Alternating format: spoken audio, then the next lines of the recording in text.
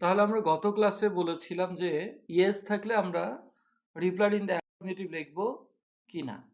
তা আমরা অ্যান্সার করেছিলাম যে ইয়েস থাকলে আমরা reply in the affirmative negative না লিখে বরং তার আগের কোশ্চেন সেন্টেন্স থেকে সাবজেক্ট এবং ভার্ব ব্যবহার করে অ্যান্সার করব।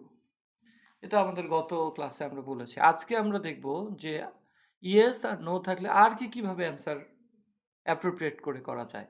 মনে করো ইয়েস আর নো এর অ্যান্সার পেতে আমাদের আগে একটা ভালো কোয়েশ্চেন লাগবে। তা আসো আমরা একটা কোয়েশ্চেন দেখি। একটা কোয়েশ্চেন মনে করো এমন যে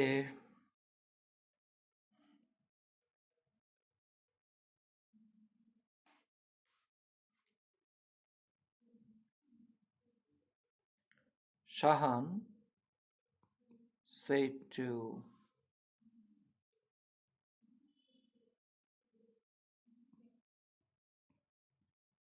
Ryan,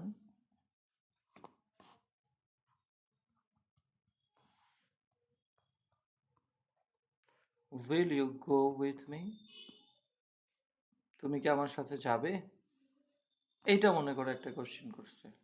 এখন এইখানে একটা উত্তর হইতে পারে মানুষের যে হ্যাঁ আমি তোমার সাথে যাব বা আমি যাব না, এমন করে একটা উত্তর হতে পারে। তাহলে সেই উত্তরটা কীরকম করে হবে আসো আমরা দেখি।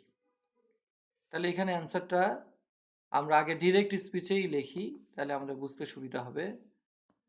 তাহলে এটার ইনডিরেক্ট কি হতো আসলে এটা আমরা সবাই জানি, এটা আমরা লিখবো না। এটা ইনডিরেক্ট হতো শাহান আস্কড রায়ান ডাব্লিউএইচ ব্যতীত if he would go with him, এটা সবাই পারবে। কিন্তু আমাদের কথা সেটা না, আমরা এটারই অ্যান্সার হলে কি লিখতাম সেটা ডিরেক্ট স্পিচেই আমরা আবার কোশ্চেনটা কি লিখতাম। তখন রায়ান উত্তর দিত হয়তো যে রায়ান said yes, বা মনে করে এখানে নো লিখি, এটা একটা বেটার অ্যান্সার হবে। তাহলে নো I've মানে I have to go to school, মনে করে এরকম করে একটা সেন্টেন্স আছে। তাহলে এইটা ইনডিরেক্ট করি আগে, এটাকে আমরা কনভার্ট করে টেক্সটে নিই। এইটা ছিল কোয়েশ্চেনটা। এখন এটার অ্যান্সার তখন আবার কি হবে?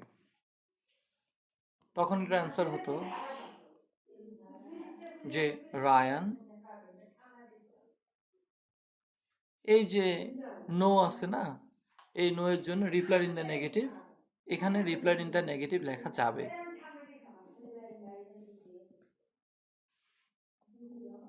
in the negative and told that, এই যে আইটা হলো হি, হ্যাভ আছে কন্ট্রাকশন করে, তাহলে হবে had to go to school. তাহলে এখন প্রশ্ন হইতে পারে স্যার তাহলে এখানে যে আবার ইয়েস ছিল বা নো ছিল, আমরা যে reply in the affirmative negative লিখতেছি, তাহলে এখন আমরা বুঝবো কিভাবে কোথায় লিখতে হবে কোথায় লিখতে হবে না। একদম সুন্দর অ্যান্সার হচ্ছে যখন ইয়েস আর নো এর পর আর কোনো কথা থাকে না, তখন তুমি আগের সেন্টেন্স থেকে আমরা সাবজেক্ট আর ভার্ব নিয়ে অ্যান্সার করব, যেটা আমরা গত সেন্টেন্সে দেখেছি। আর এখানে দেখো ইয়েস বা নো এর পরে কিন্তু সাবজেক্ট ভার্ব সহ একটা পূর্ণাঙ্গ সেন্টেন্স আছে। যখন একটা পূর্ণাঙ্গ সেন্টেন্স থাকবে তখন আমরা রিপ্লাইড ইন দ্য, এই যে রিপ্লাইড ইন দ্য অ্যাফার্মেটিভ বা নেগেটিভ যেটাই লেখার পরে, এই যে লেখার পরে আমরা কিন্তু পুরো একটা সেন্টেন্সকে আবার কানেক্ট করব একটা সেন্টেন্স কানেক্টর দিয়ে, যেমন আমরা এখানে করেছি। তাহলে সিদ্ধান্ত হলো যে ইয়েস আর নো যদি থাকে আর কিছু না থাকে অ্যান্সারে, তাহলে reply in the affirmative negative না লিখে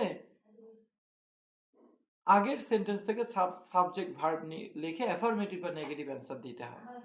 আর যদি ইয়েস বা নো থাকে এবং তারপরে আরও ফার্দার সেন্টেন্সের এক্সটেনশন থাকে, তাহলে আমরা reply in the affirmative negative লেখার পরে ওই সেন্টেন্সটাকে স্বাভাবিকভাবে টেন্স চেঞ্জ করে ইনডিরেক্ট করব। এটা বেটার ওয়ে। কিন্তু এখানেই শেষ কথা নয়, এখানে আরও কোশ্চেন আছে, সেই কোশ্চেনগুলোর অ্যান্সার আমাদের লাইভ ক্লাসগুলোতে আমরা আবার দিব। এবারে আমাদের পরের ভিডিওতে আরও একটা কথা থাকবে, ইয়েস আর নো আসলে আর কিভাবে প্রয়োগ হতে পারে। So keep on watching and experience narration in a far better way.